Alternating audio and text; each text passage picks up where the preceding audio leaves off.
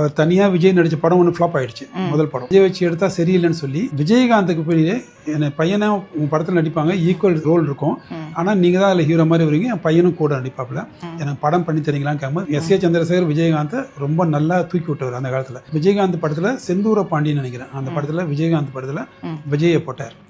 விஜயை போட்ட உடனே அந்த விஜயகாந்த் வந்து பார்க்குற ஆடியன்ஸ் ஆட்டோமேட்டிக்காக விஜயை பார்க்கும். அப்போ விஜய் ஓரளவுக்கு ஒரு எக்ஸ்போஸ் அவர் கிடைக்கும். அது இல்லாமல் அவங்க அப்பா வந்துட்டு பையனுக்காக ஒரு சீன் என்ன வச்சிருப்பாருன்னா, லாஸ்ட்ல ஒரு கிளைமேக்ஸ்ல ஃபைட்டிங் சீன் இருக்கும்.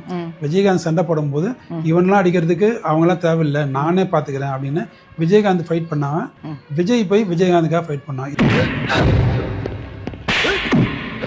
அவங்க அப்பா மூலமாக தூக்கி விட்டாரு. அப்படி இருக்கும்போது அந்த ஒரு டாக்டிக்ஸையாவது விஜய் வந்துட்டு பாலிடிக்ஸ்லையும் அவங்க அப்பா இருந்தாது கற்றுக்கிட்டு இருக்கணும். அது கற்றுக்காதனால தான் அவர் இவ்வளோ கஷ்டப்படுறாரோன்னு எனக்கு தோணுது. எல்லாமே உங்களுக்கு எக்ஸ்பீரியன்ஸில் வரும்ல, என்னமா கற்றுக்குவாரோ என்னமோ, இந்த மாதிரி தனியாக வர்றதுக்கும் ஒரு கட்ஸ் வேணும்.